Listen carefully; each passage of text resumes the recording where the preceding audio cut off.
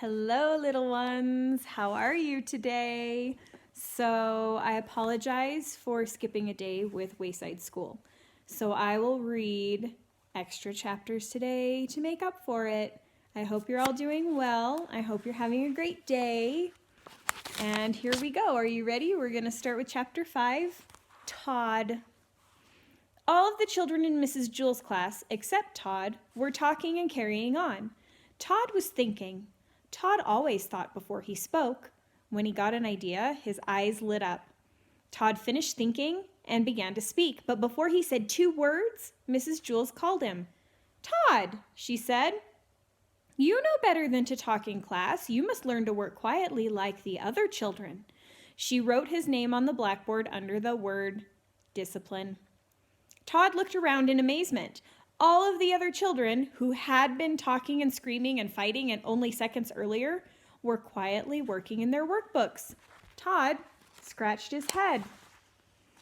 A child was given 3 chances in Mrs. Jewell's class. The first time he did something wrong, Mrs. Jewell wrote his name on the blackboard under the word discipline. The second time he did something wrong, she put a check next to his name. And the third time he did something wrong, she circled his name.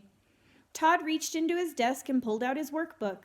He had only just started on it when he felt someone tap him on the shoulder. It was Joy. "What page are you on?" Joy asked. "Page 4, Todd whispered. "I'm on page 11, said Joy. Todd didn't say anything. He didn't want to get in trouble. He just went back to work. 5 minutes later, Joy tapped him again. Todd ignored her, so Joy poked him in the back with her pencil. Todd pretended he didn't notice. Joy got up from her seat and sharpened her pencil. She came back and poked it in Todd's back. "What page are you on?" she asked. "Page 5, Todd answered. "Boy, are you dumb," said Joy. "I'm on page 21. "It isn't a race," Todd whispered. 5 minutes later, Joy pulled Todd's hair and didn't let go until he turned around. "What page are you on?" she demanded. "Page 6, Todd answered as quietly as he could. "I'm on page 200, Joy shouted. Todd was very angry. "Will you please let me do my work and stop bothering me?" Mrs. Jewell heard him. "Todd, what did I say about talking in class?" Todd scratched his head. Mrs. Jewell put a check next to Todd's name on the blackboard under the word discipline. Todd really tried to be good. He knew that if he talked one more time, Mrs. Jewell would circle his name. Then he'd have to go home early at 12 o'clock on the kindergarten bus, just as he had the day before, and the day before that, and the day before that. In fact, there hadn't been a day since Mrs. Jewell took over the class that she didn't send Todd home early. She said she did it for his own good. The other children went home at 2 o'clock. Todd really wasn't bad. He just always got caught. He really wanted to stay past 12 o'clock. He wanted to know what the class did from 12 to 2. But it didn't look as though this was going to be his day. It was only 10:30, and he already had 2 strikes against him. He sealed his lips and went back to work. There was a knock on the door. Mrs. Jewell opened it. 2 men stepped in wearing masks and holding guns. "Give us all your money," they demanded. "All I have is a nickel," said Mrs. Jewell. "I have a dime," said Maricia. "I have 13 cents, said Leslie. "I have 4 cents, said Damien. "What kind of bank is this?" asked one of the robbers. "It's not a bank, it's a school," said Todd. "Can't you read?" "No," said the robbers. "Neither can I," said Todd. "Do you mean we walked all the way up 30 flights of stairs for nothing?" asked the robber. "Don't you have anything valuable?" Todd's eyes lit up. "We sure do," he said. "We have knowledge." He grabbed Joy's workbook and gave it to the robbers. "Knowledge is much more valuable than money." "Thanks, kid," said one of the robbers. "Maybe I'll give up being a criminal and become a scientist," said the other. They left the room without hurting anybody. "Now I don't have a workbook," complained Joy. Mrs. Jewell gave her a new one. Joy had to start all the way back at the beginning. "Hey, Joy, what page are you on?" asked Todd. "Page 1, Joy sighed. "I'm on page 8. "Ha, ha, ha, ha," laughed Todd triumphantly. Mrs. Jewell heard him. She circled his name. Todd had 3 strikes against him. At 12 o'clock, he left the room to go home early on the kindergarten bus. But this time when he left, he was like a star baseball player leaving the field. All the children stood up, clapped their hands, and whistled. Todd scratched his head. Chapter 6. BB. BB was a girl with short brown hair, a little BB nose, and totally tiny toes, and big brown eyes. Her full name was BB Gunn. She was the fastest draw in Mrs. Jewell's class. She could draw a cat in less than 45 seconds, a dog in less than 30, and a flower in less than 8 seconds flat. But of course, BB never drew just one dog or one cat or one flower. Art was from 12:30 to 1:30. Why, in that time, she could draw 50 cats, 100 flowers, 20 dogs, and several eggs or watermelons. It took her the same amount of time to draw an egg as it did a watermelon. Calvin sat next to BB. He didn't think he was very good at art. Why, it took him the whole period just to draw one airplane. So instead, he just helped BB. He was BB's assistant. As soon as BB would finish one masterpiece, Calvin would take it from her and set down a clean sheet of paper. Whenever her crayon ran low, Calvin was ready with a new crayon. That way, BB didn't have to waste any time. And in return, BB would draw 5 or 6 airplanes for Calvin. It was 12:30, time for art. BB was ready. On her desk was a sheet of yellow construction paper. In her hand was a green crayon. Calvin was ready. He held a stack of paper and a box of crayons. "Ready, BB?" said Calvin. "Ready, Calvin," said BB. "Okay," said Mrs. Jewell, "time for art." She had hardly finished her sentence when BB had already drawn a picture of a leaf. Calvin took it from her and put another piece of paper down. "Red!" called BB. Calvin handed BB a crayon. "Blue!" called BB. He gave her a blue crayon. They were quite a pair. Their teamwork was remarkable. BB drew pictures as fast as Calvin could pick up the old paper and set the new paper down. A fish, an apple, 3 cherries, bing, bing, bing. At 1:30, Mrs. Jewell announced, "Okay, class, art is over." BB dropped her crayon and fell over on her desk. Calvin sighed and leaned back in his chair. He could hardly move. They had broken their old record. BB had drawn 378 pictures. They lay in a pile on Calvin's desk. Mrs. Jewell walked by. "Calvin, did you draw all these pictures?" Calvin laughed. "No, I can't draw. BB drew them all."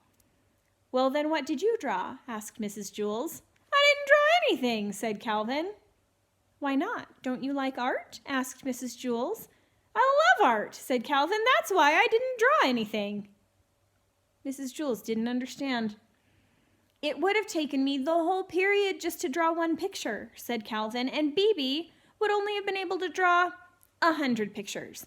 But with the 2 of us working together, she was able to draw 378 pictures. That's a lot more art." BB and Calvin shook hands. "No," said Mrs. Jewell, "that isn't how you measure art. It isn't how many pictures you have, but how good the pictures are. Why, a person could spend his whole life just drawing one picture of a cat. In that time, I'm sure BB could draw 1,000,000 cats." 2,000,000, said BB. Mrs. Jewell continued, "But if that one picture is better than each of BB's 2,000,000, then that person has produced more art than BB."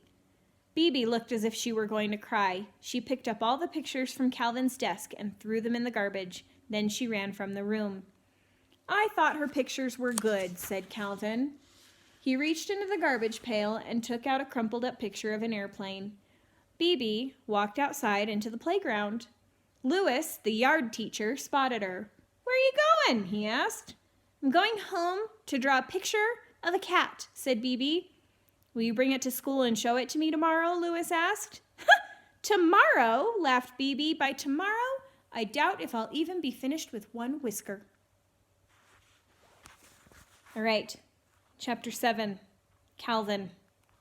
Calvin had a big, round face. "Calvin," said Mrs. Jewell, "I want you to take this note to Miss Zarves for me." "Miss Zarves?" asked Calvin. "Yes, Miss Zarves," said Mrs. Jewell. "You know where she is, don't you?" "Yes," said Calvin. "She's on the 19th story." "That's right, Calvin," said Mrs. Jewell. "Take it to her." Calvin didn't move. Well, what are you waiting for? Asked Mrs. Jules. She's on the 19th story, said Calvin. Yes, we have already established that fact, said Mrs. Jules. The 19th story, Calvin repeated.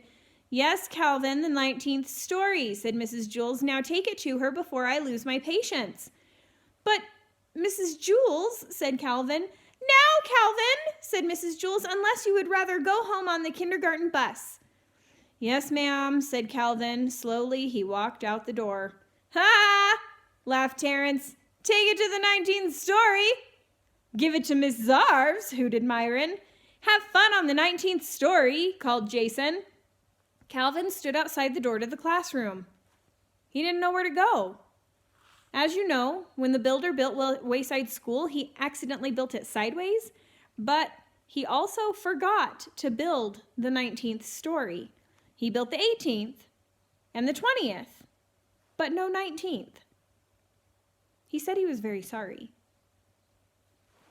There was also no Miss Zarves. Miss Zarves taught the class on the 19th story. Since there was no 19th story, there is no Miss Zarves.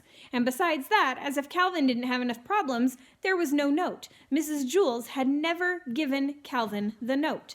Boy, this is just great, thought Calvin. Just great. I'm supposed to take a note that I don't have to a teacher who doesn't exist and who teaches on a story that was never built. He didn't know what to do.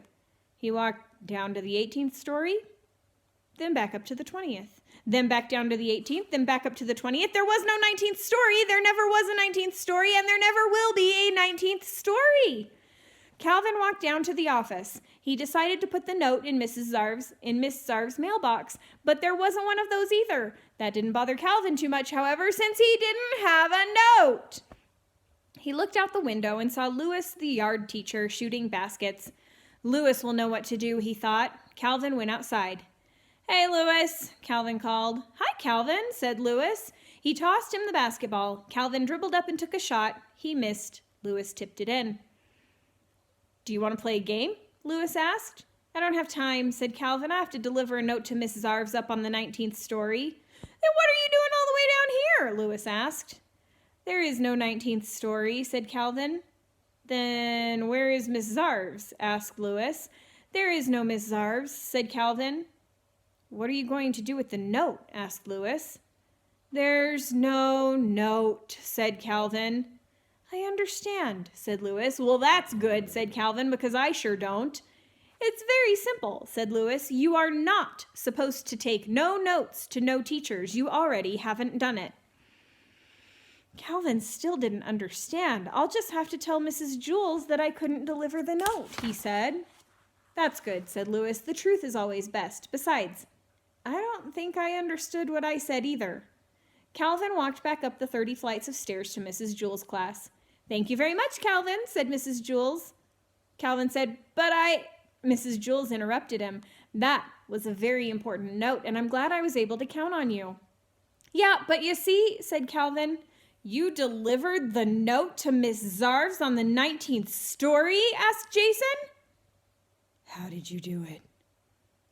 What do you mean, how did he do it? Asked Mrs. Jules. He gave Miss Zarves the note. Some people, Jason, are responsible. But you see, Mrs. Jules, said Calvin, the note was very important, said Mrs. Jules. I told Miss Zarves not to meet me for lunch. Don't worry, said Calvin. She won't. Good, said Mrs. Jules. I have a coffee can full of Tootsie Roll Pops on my desk. You may help yourself to one for being such a good messenger. Thanks, said Calvin, but really, it was nothing. Chapter 8. Myron. Myron had big ears. He was elected class president. The children in Mrs. Jules' class expected him to be a good president. Other presidents were good speakers. Myron was even better. He was a good listener. But he had a problem. He didn't know what a class president was supposed to do. So he asked, "What am I supposed to do?" "It's a difficult job," said Mrs. Jules, "but you can do it. You must turn the lights on every morning and turn them off at the end of the day."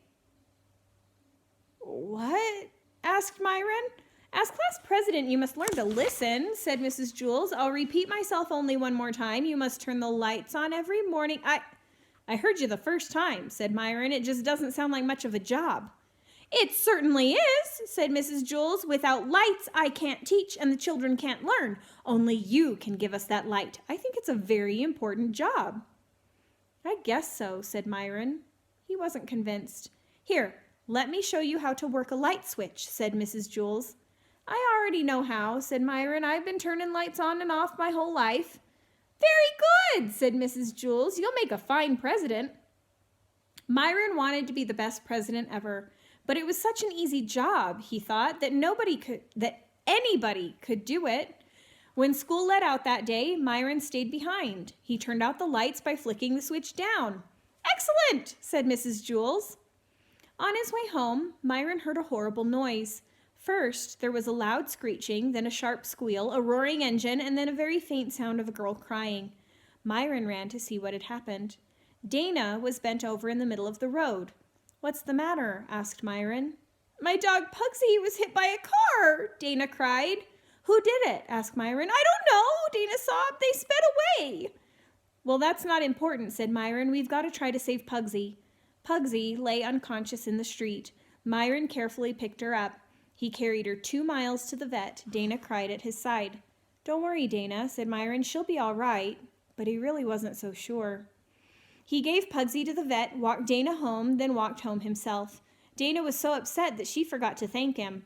Myron didn't mind. He thought that's what being class president was all about. The next morning, before he went to school, Myron went to Dana's house. Pugsy was there. She seemed all right. Dana petted her. Pugsy licked her face. See, Myron, she's all right, said Dana. The vet said that you brought her in just in time. Hi, Pugsy, said Myron. He petted her. Pugsy bit his hand. I guess she doesn't know you, said Dana. She was unconscious yesterday when you saved her life. Dana's mother put some medicine and a Band-Aid on Myron's hand. Then she drove the children to school. They were late. They ran up the stairs to Mrs. Jules' class. The room was completely dark. It's about time you got here, Myron, said Mrs. Jules. We have no lights. Why didn't somebody else just turn them on? Asked Myron. Because you're class president, said Mrs. Jules. Show Stephen how to work the lights. From now on, he will be class president. Myron showed Stephen how to turn on the lights. He flicked the switch up. At the end of the day, Myron showed Stephen how to turn the lights off. He flicked the switch down. After a week, Stephen finally caught on. He made a good president. The lights were on every morning. Myron, who was president for only a day, was the best president in the history of Wayside School. It was just that nobody knew it. All right, I hope you enjoyed our chapters today, and I hope you're having a great day, and I will see you next time. Okay, bye.